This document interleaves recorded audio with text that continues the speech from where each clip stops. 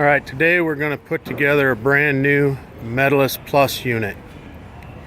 Once everything's unpackaged, we can go ahead and start assembling everything and put it on the tank. Text message now. We're going to start by taking apart the collar assembly.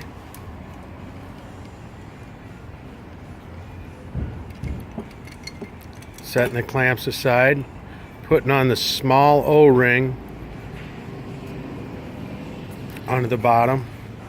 Then we take it over to the tank. We screw it on tight. We do not use silicone on that particular O-ring. Tighten it as tight as you can and then give it maybe another quarter of a turn.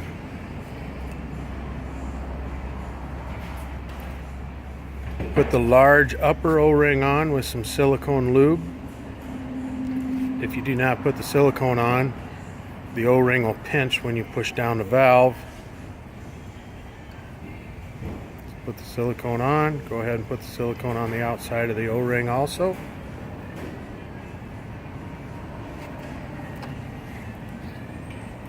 Put a little bit of silicone on the inside of the control valve body, and then also a little bit on the inside of the control outlet where the outlet manifold goes in. Don't overly do it. You just want to have it nice greasy so the O-ring doesn't roll. Take the valve and press it down. You want to press it straight down, making sure that that large O-ring seats and does not peel back up like it just did. So you put it on, press it down straight, hold it, put one of the band clamps on, put the other band clamp on, turn the screws around to lock it in place, and then go ahead and screw it all together.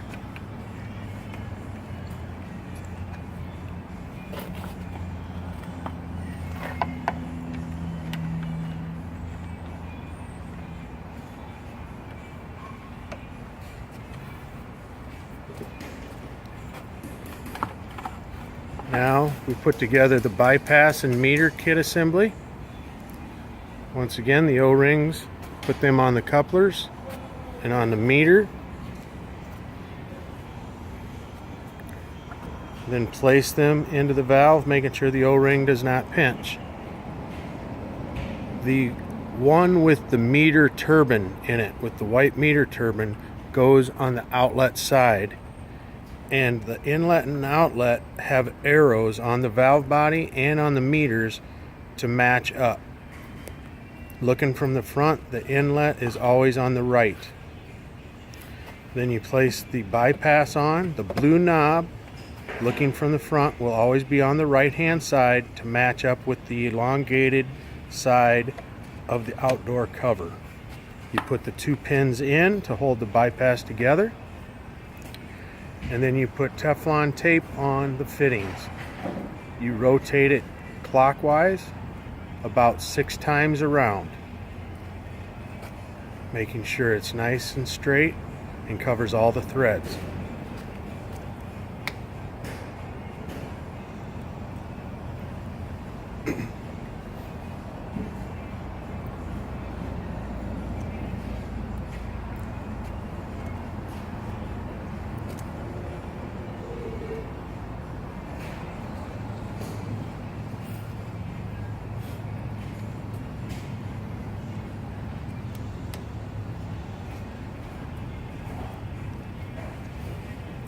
Then we take our female adapters and we'll put just a little dab of glue on the inside threaded part. Don't want to put too much on, just enough to seal on the threads.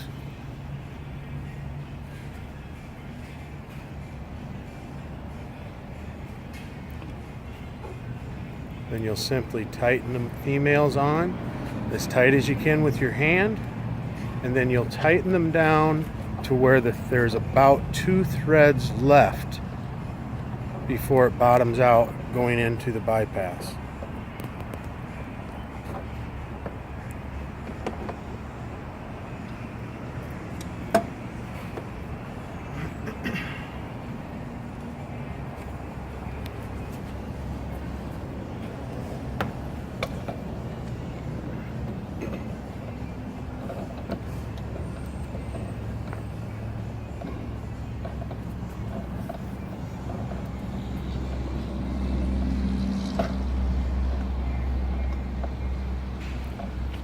those fittings are all on nice and snug, you wipe the glue out of the inside of the valve or the control fittings so nothing is stuck inside.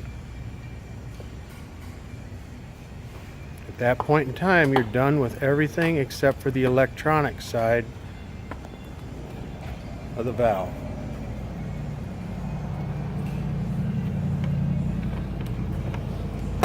You'll take the cover off by loosening the 1/4 turn Phillips screw. You will take the small tabs to release the board.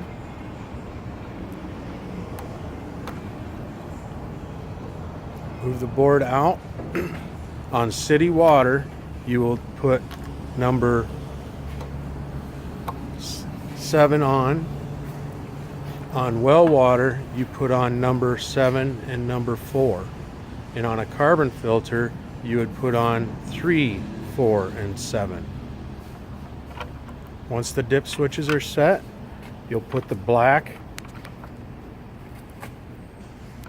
Loctite connector onto it, onto the back of the control panel. The nut goes on the inside, the main fitting goes on the outside. Put your meter cable, black part through.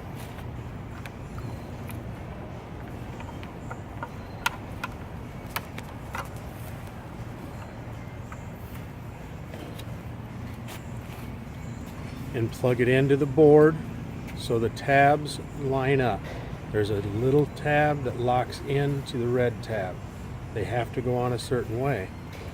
You'll then put the brine nut and the hose clamp on the cable and place the cable into the meter slot.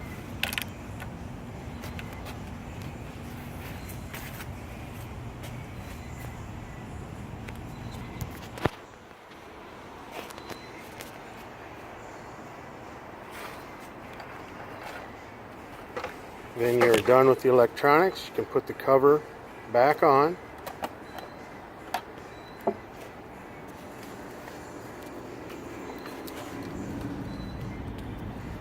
We put a decal, a Culligan decal, on the front cover. And on the inside of the cover, you always put the date that it was built and your initials in a black Sharpie.